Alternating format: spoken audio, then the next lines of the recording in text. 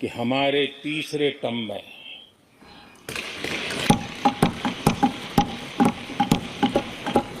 भारत हमारी दुनिया की तीसरी बड़ी आर्थिक ताकत बनेगा।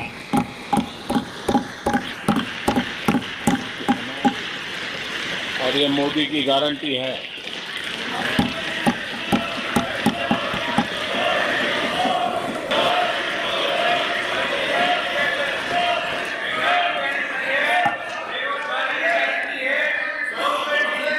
माननीय अध्यक्ष जी को पहले मौका नहीं दिया था क्या?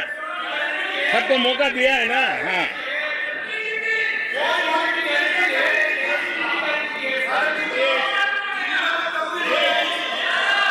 आदरणीय अध्यक्ष जी, जब हम दुनिया की तीसरी बड़ी आर्थिक शक्ति बनकर के उभरेंगे कहते हैं, तो हमारे विपक्ष में बैठे कुछ साथी कैसा कुतर्क देते हैं। वो कहते हैं इसमें क्या है, ये तो अपने आप हो जाएगा। क्या कमाल है आप लोगों की। मोदी का क्या है, ये तो अपने आप हो जाएगी। मैं जरा सरकार की भूमिका क्या होती है इस सदन के माध्यम से देश को और विशेष करके देश के युवा मन को बताना चाहता हूं, देश की युवा शक्तियों को बताना चाहता हूं कि होता कैसे है और सरकार की भूमिका क्या होती है। आदरणीय अध्यक्ष जी, 10 साल पहले 2014 में फरवरी महीने में जो इंटरिम बजट आया था, उस समय कौन लोग बैठे थे आपको तो मालूम ही है, देश को ही मालूम है। जो 10 साल पहले इंटरिम बजट आया था, उसे पेश करते समय उस समय के वित्त मंत्री ने जो कहा था, मैं उसको कोट कर रहा हूं, और एक एक शब्द बड़ा मूल्यवान है जी। जब आप लोग कहते हैं ना ये तो अपने आप तीसरे नंबर पर जा ही जाएगा, ऐसा कहते हैं, उनको जरा समझना चाहिए। ये उन्होंने क्या कहा था, I now wish to look forward and outline a vision for the future. Vision for the future. पूरे ब्रह्मांड के सबसे बड़े अर्थशास्त्री बोल रहे थे। I now wish to look forward and outline a vision for the future. आगे कहते हैं, I wonder how many have noted the fact that India's economy, in terms of the size of its GDP, is the 11th largest in the world. यानी 2014 में 11 number पहुंचने पर क्या गौरवगान होता था। आज 5 पर पहुंच गए और आपको क्या हो गया। आदरणीय अध्यक्ष जी, आदरणीय अध्यक्ष जी, आदरणीय अध्यक्ष जी, आदरणीय अध्यक्ष जी, आदरणीय अध्यक्ष जी, आदरणीय अध्यक्ष जी, मैं आगे पढ़ रहा हूं। गोगोई जी, थैंक यू, आपने अच्छा कहा। मैं आगे पढ़ रहा हूं, ध्यान से सुनिए साथियों, ध्यान से सुनिए। उन्होंने कहा था is the 11th largest in the world. बड़ा गौरव का बात था। There are great things in the store. आगे वो कह रहे हैं there are great things in store. फिर आगे कहते हैं, there is a well argued view that in the next 3 decades,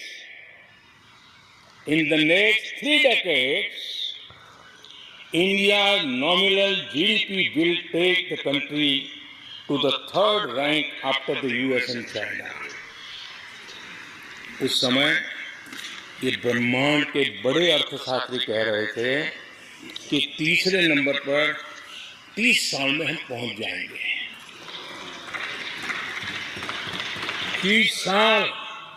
और फिर कहा था ये मेरा विजन जो मैं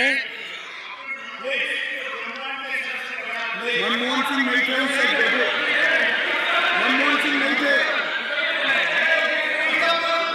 बहुत लोग हैं जो ये ख्यालों में रहते हैं वो ब्रह्मांड के सबसे बड़ी अर्थशास्त्री है। ये लोग 2014 में कह रहे हैं और विजन क्या देखते हैं कि अरे 2044 यानी 2044 तक तीसरी अर्थव्यवस्था की बात, ये इनकी सोच, ये इनकी मर्यादा, सपना भी देखने का सामर्थ्य खो चुके थे। संकल्प तो दूर की बात थी। 30 साल का इंतजार करने के लिए मेरे देश की युवा पीढ़ी को कहते गए थे, लेकिन हम आज आपके सामने विश्वास से खड़े हैं, इस पवित्र सदन में खड़े हैं और मैं आपको विश्वास दिलाता हूं कि 30 साल हम नहीं लगने देंगे। ये मोदी की गारंटी है। मेरे तीसरे कार्यकाल में देश दुनिया की तीसरी आर्थिक शक्ति बन जाए। कैसे लक्ष्य रखते थे, इनकी सोच कहां तक जाती थी, दया आती है। और आप लोग 11 नंबर पे बड़ा गर्व कर रहे थे, अब 5 नंबर पहुंचा दिए जी। लेकिन अगर 11 पर पहुंचने से आपको खुशी होती थी तो 5 नंबर पहुंचने पर भी खुशी होनी चाहिए। देश 5 नंबर पर पहुंच जाए, आपको खुशी होनी चाहिए। इस बीमारी में फंसे पड़े हो। आदरणीय अध्यक्ष जी,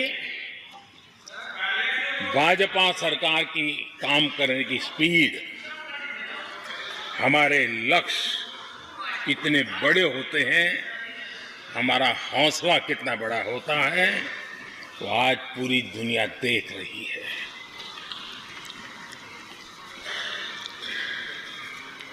और आदरणीय अध्यक्ष जी, एक कहावत है हमारे उत्तर प्रदेश में, खास ये कहावत कही जाती है, 9 दिन चले 2.5 कोस।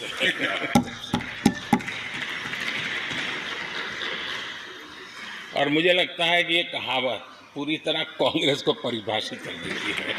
आदरणीय अध्यक्ष जी, हमने गरीबों के लिए 4 करोड़ घर बनाए,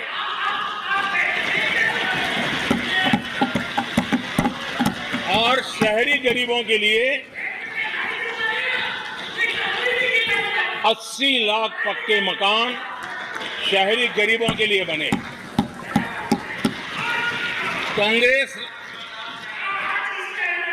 अगर कांग्रेस की रफ्तार से घर बने होते तो क्या हुआ होता, मैं इसका हिसाब लगाता हूं। अगर कांग्रेस की जो रफ्तार थी इस प्रकार से चला होता तो 100 साल लगते, इतना काम करने में 100 साल लगते, 5 पीढ़ियां गुजर जाती। आदरणीय अध्यक्ष जी, 10 वर्ष में 40,000 किलोमीटर रेलवे ट्रैक का इलेक्ट्रिफिकेशन हुआ। अगर कांग्रेस की रफ्तार से देश चलता, इस काम को करने में 80 साल लग जाते। एक प्रकार से 4 पीढ़ियां गुजर जाती। आदरणीय अध्यक्ष जी, हमने 17 करोड़ अधिक गैस कनेक्शन दिए। ये मैं 10 साल का हिसाब दे रहा हूं। अगर कांग्रेस की चाल से चलते तो ये कनेक्शन देने में और 60 साल लग जाते। 3 पीढ़ियां धुएं में खाना पकाते पकाते गुजर जाती है। आदरणीय अध्यक्ष जी, हमारी सरकार ने सैनिटेशन कवरेज 40% से 100% तक पहुंची है। अगर कांग्रेस की रफ्तार होती तो ये काम होते होते 60-70 साल और लगते और कम से कम 3 पीढ़ियां गुजर जाती, लेकिन गारंटी नहीं होता कि नहीं होता। आदरणीय अध्यक्ष जी, कांग्रेस की जो मानसिकता है, जिसका देश को बहुत नुकसान हुआ है, कांग्रेस ने देश के सामर्थ्य पर कभी भी विश्वास नहीं किया। वे अपने आप को शासक मानते रहे और जनता जनार्दन को हमेशा कमतर आंकते गए, छोटा आंकते गए। आदरणीय अध्यक्ष जी, देश के नागरिकों के लिए कैसा सोचते थे, मैं जानता हूं, मैं नाम बोलते ही उनको जरा चुभन होगी, लेकिन 15 अगस्त लाल किले से प्रधानमंत्री नेहरू ने जो कहा था वो मैं जरा पढ़ता हूं। लाल किले से भारत के प्रथम प्रधानमंत्री ने जो कहा था वो पढ़ रहा हूं, नेहरू जी ने। उन्होंने कहा था, हिंदुस्तान में काफी मेहनत करने की आदत आम तौर से नहीं है। हम इतना काम नहीं करते जितना कि यूरोप वाले या जापान वाले या चीन वाले या रूस वाले या अमेरिका वाले करते हैं। ये नेहरू जी लाल किले से बोल रहे हैं। यह न समझिए, यह न समझिए कि यह न समझिए कि वह कौमें, ये न समझिए कि वह कौमें कोई जादू से खुशहाल हो गई। वो मेहनत से हुई है और अक्ल से हुई है। ये उनको सर्टिफिकेट दे रहे हैं, भारत के लोगों को नीचा दिखा रहे हैं। यानी नेहरू जी की भारतीयों के प्रति सोच थी कि भारतीय आलसी है। नेहरू जी की भारतीयों के लिए सोच थी कि भारतीय कम अक्ल के लोग होते हैं। और आदरणीय अध्यक्ष जी, इंदिरा जी की सोच भी उससे ज्यादा अलग नहीं थी। इंदिरा जी ने जो लाल किले से 15 अगस्त को कहा था, लाल किले से 15 अगस्त को इंदिरा जी ने कहा था, दुर्भाग्यवश हमारी आदत ये है कि जब कोई शुभ काम पूरा होने को होता है तो हम आत्मतुष्टि की भावना से ग्रस्त हो जाते हैं और जब कोई कठिनाई आ जाती है तो हम ना उम्मीद हो जाते हैं। कभी कभी तो ऐसा लगने लगता है कि पूरे राष्ट्र ने ही पराजय भावना को अपना लिया है। आज कांग्रेस के लोगों को देख करके लगता है कि इंदिरा जी भले देश के लोगों का आकलन सही न कर पाए, लेकिन कांग्रेस का एकदम सटीक आकलन उन्होंने किया था। कांग्रेस के शाही परिवार के लोग मेरे देश के लोगों को ऐसा ही समझते थे, उनके विषय में ऐसे ही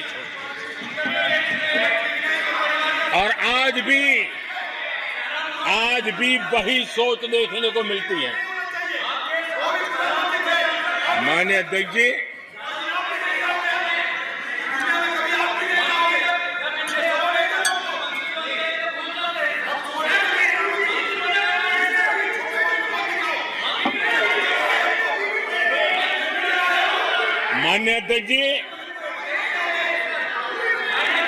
कांग्रेस का विश्वास हमेशा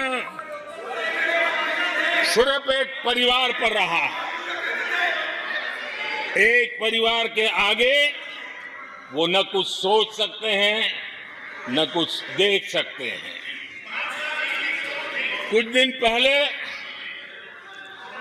भानुमति का कुनबा जोड़ा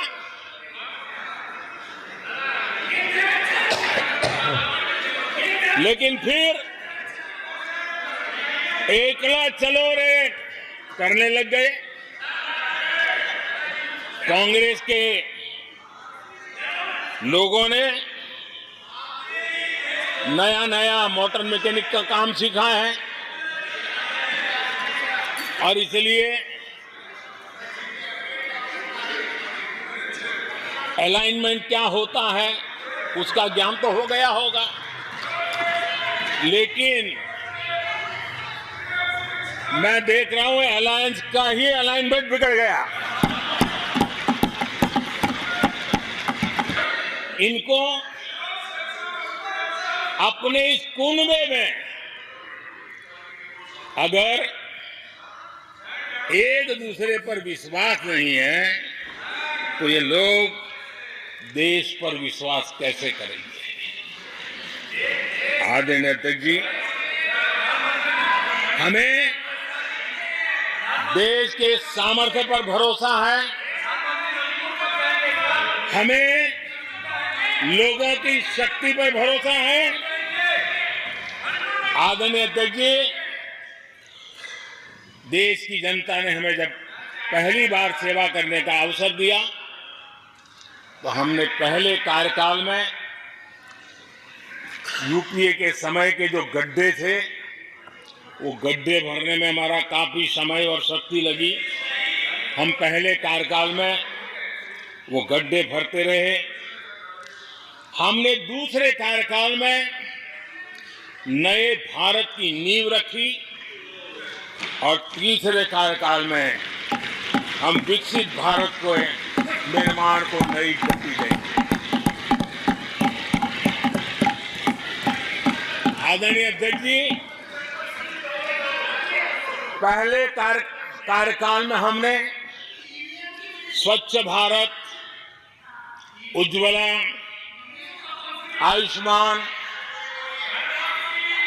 आयुष्मान भारत, बेटी बचाओ बेटी पढ़ाओ,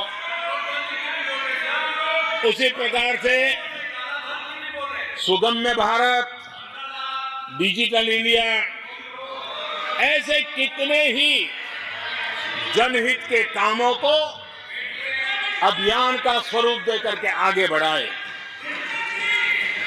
टैक्स व्यवस्था आसान हो, इसके लिए जीएसटी जैसे निर्णय लिए और हमारे इन कामों को देख करके जनता ने भरपूर समर्थन दिया। जनता ने बहुत आशीर्वाद दिए, पहले से भी ज्यादा आशीर्वाद दिए और हमारा दूसरा कार्यकाल प्रारंभ हुआ। दूसरा कार्यकाल संकल्पों और वचनों की पूर्ति का कार्यकाल रहा।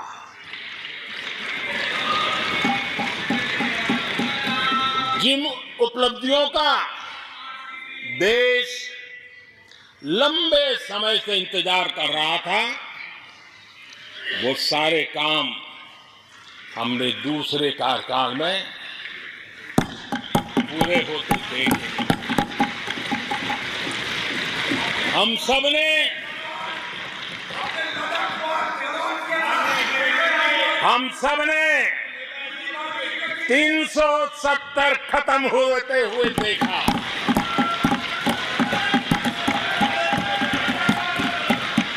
इन्हीं माननीय सांसदों के आंखों के सामने और उनके वोट की ताकत से 370 गया।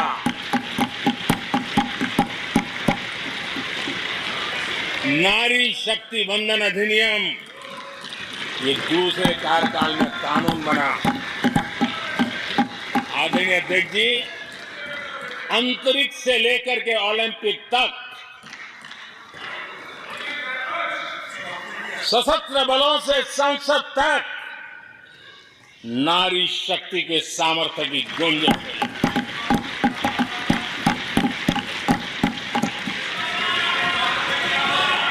ये नारी शक्ति के सशक्तिकरण को आज देश ने देखा है। आदरणीय अध्यक्ष जी, उत्तर से दक्षिण तक, पूरब से पश्चिम तक लोगों ने दशकों से अटकी भटकी लटकी योजनाओं को समयबद्ध तरीके से पूरे होते हुए देखा। आदरणीय अध्यक्ष जी, अंग्रेजी शासन के पुराने दंड प्रधान कानूनों से हम प्लीज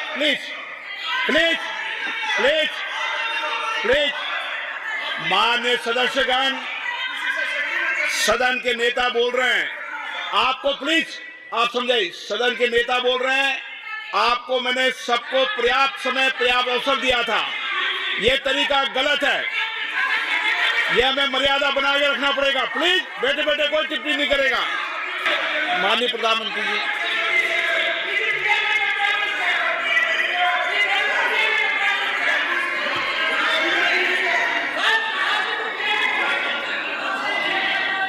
ये तरीका है क्या आपका?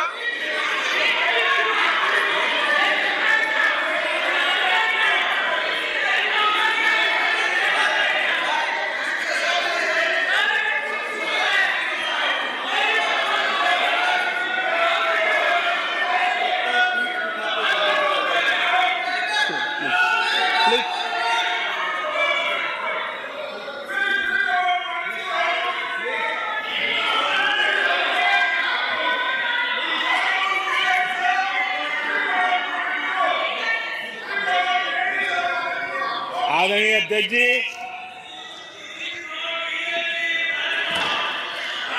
अंग्रेजी शासन के पुराने कानून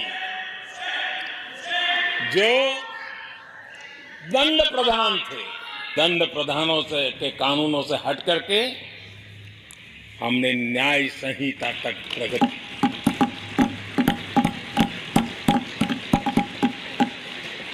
हमारी सरकार ने सैकड़ों ऐसे कानूनों को समाप्त किया जो अप्रासंगिक हो गए थे।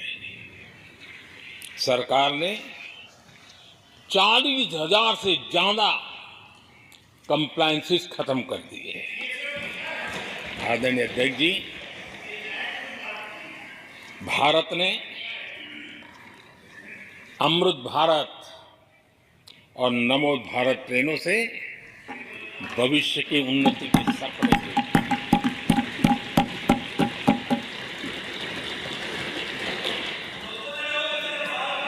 आदरणीय अध्यक्ष जी, देश के गांव-गांव ने, देश के कोटि-कोटि जनों ने विकसित भारत की संकल्प यात्रा देखी है और सैचुरेशन के पीछे कितनी मेहनत की जाती है, उसके हक की चीज उसको मिले, उसके दरवाजे दस्तक देकर के देने का प्रयास देश पहली बार देख रहा है। आदरणीय अध्यक्ष जी, भगवान राम, आदरणीय अध्यक्ष जी, भगवान राम न सिर्फ अपने घर लौटे, बल्कि एक ऐसे मंदिर का निर्माण हुआ जो भारत की महान सांस्कृतिक परंपरा को नई ऊर्जा देता रहेगा। और आदरणीय अध्यक्ष जी, अब हमारी सरकार का तीसरा कार्यकाल भी बहुत दूर नहीं है।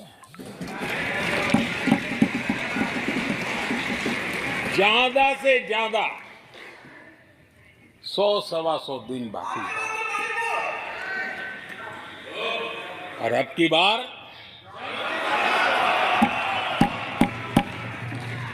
पूरा देश कह रहा है, अब की बार खड़गे जी भी कह रहे हैं। लेकिन अध्यक्ष जी, मैं आमतौर पर ये आंकड़े के चक्कर में नहीं पड़ता, लेकिन मैं देख रहा हूं देश का मिजाज एनडीए को तो 400 पार कर पाई के रहेगा, लेकिन भारतीय जनता पार्टी को 370 सीट अवश्य देगा।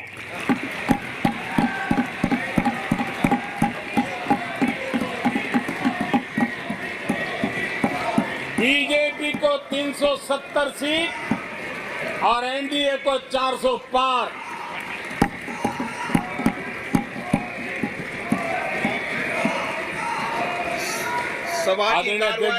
सभा की कार्रवाई इस विषय की समाप्ति तक बढ़ा दी जाए। आदरणीय अध्यक्ष जी, हमारा तीसरा कार्यकाल बहुत बड़े फैसलों का होगा।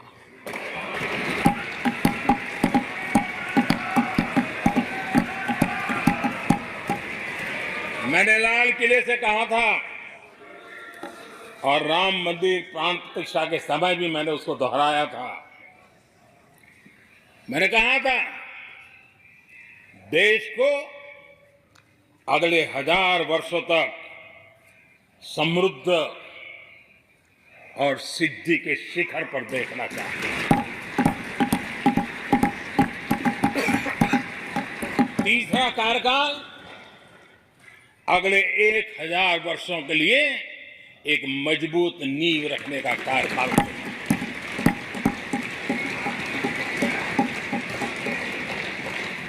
आदरणीय अध्यक्ष जी,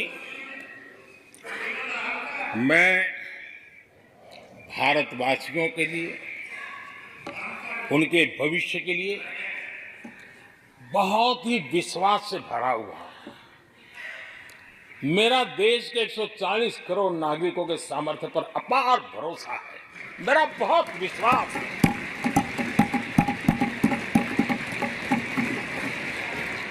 दस वर्षों में 25 करोड़ लोग गरीबी से बाहर आए, ये सामर्थ्य दिखाता है। आदरणीय अध्यक्ष जी, मैंने हमेशा कहा है कि गरीब को अगर साधन मिले, गरीब को अगर संसाधन मिले, गरीब को अगर स्वाभिमान मिले, तो हमारा गरीब गरीबी को परास्त करने का सामर्थ्य रखता है।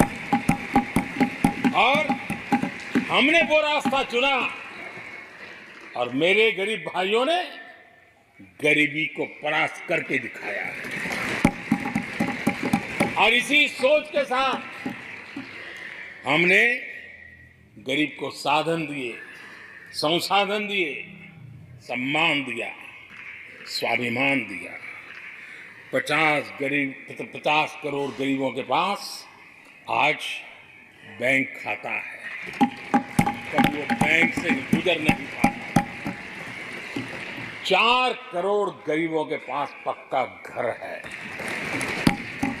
घर उसके स्वाभिमान को एक नया सामर्थ्य देता है। 11 करोड़ से अधिक परिवारों को पीने का शुद्ध जल पानी नल से मिलता है। 55 करोड़ से अधिक गरीबों को आयुष्मान भारत कार्ड मिला है। घर में कोई भी बीमारी आ जाए, उस बीमारी के कारण फिर से वो गरीबी की तरफ लुढ़क न जाए, उसको भरोसा है कितनी भी बीमारी क्यों ना आ जाए, मोदी बैठा है। 80 करोड़ लोगों को मुफ्त अनाज की सुविधा दी गई है। आदरणीय अध्यक्ष जी, मोदी ने उनको पूछा जिनको पहले कोई पूछता तक नहीं था। देश में पहली बार रेहड़ी पटरी वाले साथियों के बारे में सोचा गया। पीएम स्वनिधि योजना से आज वो ब्याज के चक्कर से बाहर निकले, बैंक से पैसे लेकर अपने कारोबार को बढ़ा रहे हैं। देश में पहली बार हाथ का हुनर जिनका सामर्थ्य है, जो राष्ट्र का निर्माण भी करते हैं, ऐसे मेरे विश्वकर्मा साथियों के बारे में सोचा गया। उनको आधुनिक टूल, आधुनिक ट्रेनिंग, पैसों की मदद, विश्व एक मार्केट उनके लिए खुल जाए, ये मेरे विश्वकर्मा भाइयों के लिए हमने कहा। देश में पहली बार पीवीटीजी यानी जनजातियों में भी अति पिछड़े जो हमारे भाई बहन हैं, संख्या बहुत कम है, वोट के हिसाब से किसी को नजर नहीं जाती। हम वोट से परे हैं, हम दिलों से जुड़े हैं और इसलिए पीवीटीजी जातियों के लिए पीएम जनमन योजना बना करके उनके कल्याण का मिशन मोड में काम उठाया। इतना ही नहीं, सरहद के जो गांव थे जिनको आखिरी गांव करके छोड़ दिया गया था, हमने वो आखिरी गांव को पहला गांव बना करके विकास की पूरी दिशा बदली। आदरणीय अध्यक्ष जी, मैं जब बार बार मिलेट्स की वकालत करता हूं, मिलेट्स की दुनिया के अंदर जाकर के चर्चा करता हूं, G20 के देशों को लोगों के सामने गर्व के साथ मिलेट्स परोसता हूं, तो उसके पीछे मेरे दिल में 3 करोड़ से ज्यादा मेरे छोटे किसान हैं जो मिलेट की खेती करते हैं। इनका कल्याण, इससे हम जुड़े हुए हैं। आदरणीय अध्यक्ष जी, जब मैं वोकल फॉर लोकल की बात करता हूं, जब मैं मेक इन इंडिया की बात करता हूं, तब मैं करोड़ों गृह उद्योग, लघु उद्योग, कुटीर उद्योग, उससे जुड़े हुए मेरे लाखों परिवारों के साथ उनके कल्याण के लिए सोचता हूं। आदरणीय अध्यक्ष जी, खादी, कांग्रेस पार्टी ने उसको भुला दिया, सरकारों ने भुला दिया। आज मैं खादी के ताकत देने में सफलतापूर्वक आगे बढ़ा हूं, क्योंकि खादी के साथ, हैंडलूम के साथ करोड़ों बुनकरों की जिंदगी लगी हुई है, तो उनके कल्याण को देखकर। आदरणीय अध्यक्ष जी, हमारी सरकार हर कोने में गरीबी को निकालने के लिए, गरीब को समृद्ध बनाने के लिए अनेक विविध प्रयासों को कर रही है। जिनके लिए वोट बैंक ही था, उनके लिए उनका कल्याण संभव नहीं था। हमारे लिए उनका कल्याण राष्ट्र का कल्याण है और इसलिए हम उसी रास्ते पर चल रहे हैं। कांग्रेस पार्टी ने, यूपीए सरकार ने ओबीसी समुदाय के साथ भी कोई न्याय नहीं किया, अन्याय किया। इन लोगों ने ओबीसी नेताओं का अपमान करने में कोई कोर कसर नहीं छोड़ी है। कुछ दिन पहले जब कर्पूरी ठाकुर जी को भारत रत्न दिया, हमने वो सम्मान किया। लेकिन याद करिए, उस कर्पूरी ठाकुर अति पिछड़े समाज से ओबीसी समाज के उस महापुरुष के साथ क्या व्यवहार हुआ था, किस प्रकार से उनके सब जुल्म के। 1970 में बिहार के मुख्यमंत्री बने, तो उनको पद से हटाने के लिए कैसे कैसे खेल खेले गए थे, उनकी सरकार अस्थिर करने के लिए क्या कुछ नहीं किया गया था। आदरणीय अध्यक्ष जी, कांग्रेस को अति पिछड़ा व्यक्ति बर्दाश्त नहीं हुआ था। 1987 में जब कांग्रेस के पास पूरे देश में उनका झंडा फहरता था, सत्ता ही सत्ता थी, तब उन्होंने कर्पूरी ठाकुर को प्रतिपक्ष के नेता के रूप में स्वीकार करने से मना कर दिया। और कारण क्या दिया? वो संविधान का सम्मान नहीं कर सकते। जिस कर्पूरी ठाकुर ने पूरा जीवन लोकतंत्र के सिद्धांतों के लिए, संविधान की मर्यादाओं के लिए खपा दिया, उनका अपमान करने का काम कांग्रेस पार्टी ने किया था। आदरणीय अध्यक्ष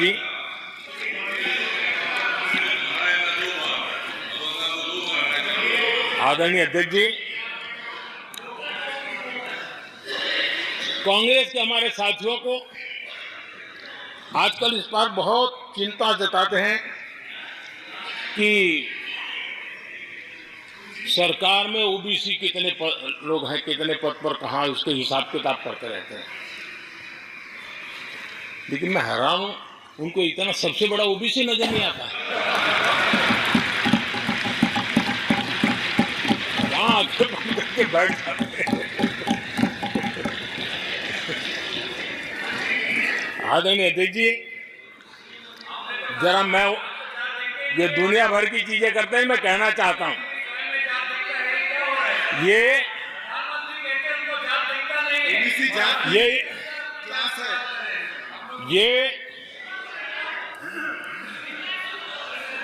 यूपीए के समय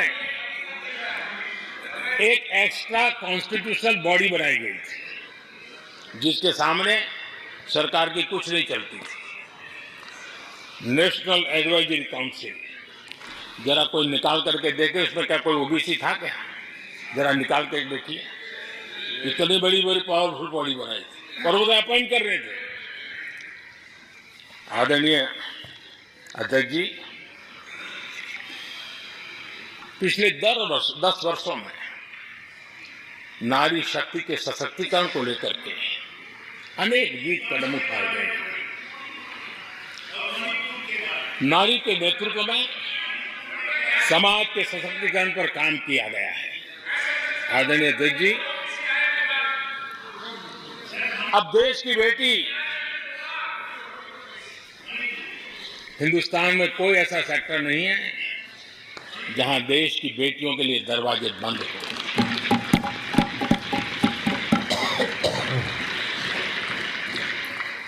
आज हमारे देश की बेटियां फाइटर जेट भी उड़ा रही हैं और हमारे देश की सीमाओं को भी सुरक्षित रख रही है। आदरणीय अध्यक्ष महोदय, ग्रामीण व्यवस्था, अर्थव्यवस्था हमारी, women self help group 10 crore बहनें जुड़ी है और आर्थिक गतिविधि करती है और ग्रामीण अर्थव्यवस्था को वो नई ताकत दे रही है। और मुझे आज खुशी है कि इन प्रयासों का परिणाम है कि आज करीब करीब 1 करोड़ लखपति दीदी आज देश में। और जब मेरी उनसे बातें होती है, उनका जो आत्मविश्वास देखता हूं, मेरा पक्का विश्वास है हम जिस तरह आगे बढ़ रहे हैं, आने वाले हमारे कार्यकाल में 3 करोड़ लखपति दीदी हमारे देश के अंदर देखें। आप कल्पना कर सकते हैं गांव की अर्थव्यवस्था को कितना बड़ा बदलाव हो जाएगा। आदरणीय अध्यक्ष जी, हमारे देश में बेटियों के संबंध में जो पहले सोच थी, समाज के घर में घुस गई थी, दिमाग में भी घुस गई थी, आज वो सोच कितनी तेजी से बदल रही है। थोड़ा सा बारीकी से देखेंगे तो हमें पता चलेगा कितना बड़ा सुखद बदलाव आ रहा है। पहले अगर बेटी का जन्म होता था तो चर्चा होती थी, अरे खर्चा कैसे उठाएंगे, उसको कैसे पढ़ाएंगे? उसके आगे की जिंदगी का एक प्रकार से कोई बोझ है, ऐसी चर्चाएं हुआ करती थी। आज बेटी पैदा होती है तो पूछा जाता है, अरे सुकन्या समृद्धि अकाउंट खुला कि नहीं खुला? बदलाव। आदरणीय जी, पहले सवाल होता था प्रेग्नेंट होने पर नौकरी नहीं कर पाओगे। पहले ये बात होती थी प्रेग्नेंट होने पर नौकरी नहीं कर पाओगे। आज कहा जाता है 26 हफ्ते की पेड लीव और बाद में भी अगर चाहिए तो मिलेगी। ये बदलाव होता है। पहले समाज में सवाल होते थे कि महिला होकर नौकरी क्यों करना चाहती हो, क्या पति की सैलरी कम पड़ रही, ऐसे सवाल होते थे। आज लोग पूछ रहे हैं, मैडम आपका जो स्टार्टअप है ना बहुत प्रगति कर रहा है, क्या मुझे नौकरी मिलेगी? ये बता। आदरणीय अध्यक्ष जी, एक समय था जब सवाल पूछा जाता था कि बेटी की उम्र बढ़ रही है, शादी कब करोगे? बेटी की उम्र बढ़ रही है, शादी कब करोगे? आज पूछा जाता है, बेटी पर्सनल और प्रोफेशनल दोनों कामों को संतुलित कितना बढ़िया करते हो, कैसे करते हो? क्या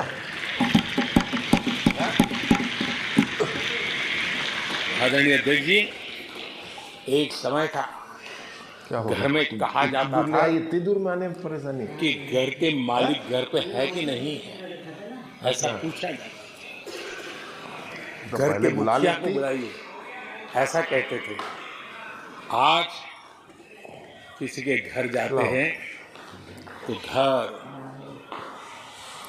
महिला के नाम पर, बिजली का बिल उसके नाम पर आता है, पानी गैस सब उसके नाम पर। तो परिवार के मुखिया की जगह आज मेरी माता बहन। ये बदलाव। किसानों के लिए आंसू बहाने की आदत मैंने बहुत देखी है। किसानों के साथ कैसा कैसा विश्वासघात किया गया है, ये देश ने देखा है। कांग्रेस के समय कृषि के लिए कुल वार्षिक बजट होता था 25,000 करोड़ रुपया। आदरणीय अध्यक्ष जी, हमारी सरकार का बजट है 1.25 लाख करोड़ रुपया। आदरणीय अध्यक्ष जी, कांग्रेस ने अपने 10 साल के कार्यकाल में 7 लाख करोड़ रुपया का धान और गेहूं किसानों से खरीदा था। हमने 10 वर्ष में करीब 18 लाख करोड़ का धान गेहूं। कांग्रेस सरकार ने दलहन और तिलहन की खरीदी नाम मात्र कभी कहीं की हो तो की हो। हमने 1.25 लाख करोड़ रुपए से भी अधिक का दलहन और तिलहन खरीदा है। हमारे कांग्रेस के साथियों ने पीएम किसान सम्मान निधि का मड़ा उड़ाया, और जब मैंने मेरी पहली टर्म में ये योजना शुरू की थी तो मुझे याद है कि झूठा नैरेटिव की जो फैशन चल पड़ी है, गांव में जाके कहा जाता था कि देखिए ये मोदी के पैसे मत लेना, ये चुनाव एक बार जीत गया तो सारे पैसे ब्याज समेत तुमसे वापस मांगेगा। ऐसा झूठ फैलाया गया, किसानों को इतना मूर्ख बनाने की कोशिश की गई। आदरणीय अध्यक्ष जी, पीएम किसान सम्मान निधि 2,80,000 करोड़ रुपए, पीएम फसल बीमा योजना 30,000 रुपया का प्रीमियम, और उसके सामने 1.5 लाख करोड़ रुपया मेरे किसान भाई बहनों को। कांग्रेस ने अपने शासनकाल में कभी भी मछुआरे पशुपालक की तो नामो निशान नहीं था उनके काम में।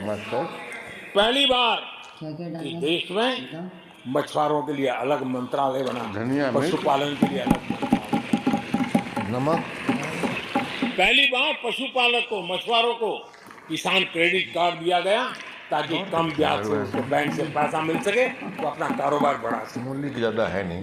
किसानों और मछुआरों की चिंता सिर्फ जानवरों की नहीं होती है, जिंदगी का एक महत्वपूर्ण हिस्सा है। आर्थिक चक्र को चलाने में इन पशुओं की अभी बहुत बड़ी भूमिका है।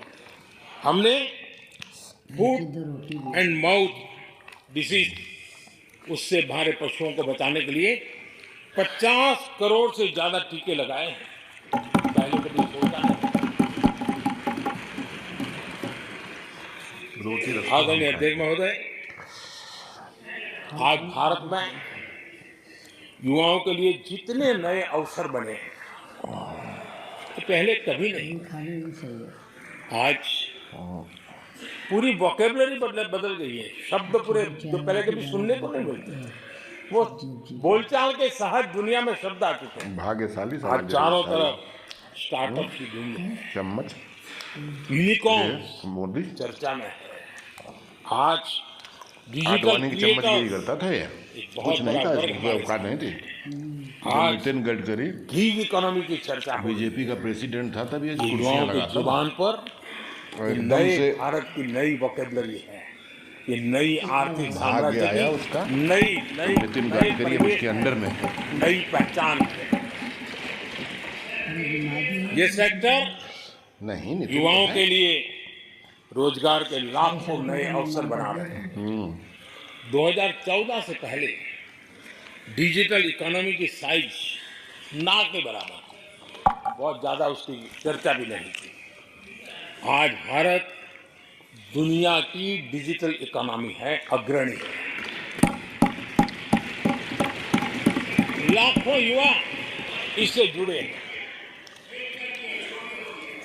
और आने वाले समय में ये डिजिटल इंडिया मूवमेंट जो है वो देश के नौजवानों के लिए अनेक अनेक अवसर, अनेक अनेक रोजगार, अनेक अनेक प्रोफेशंस के लिए अवसर लेकर के आने वाला है।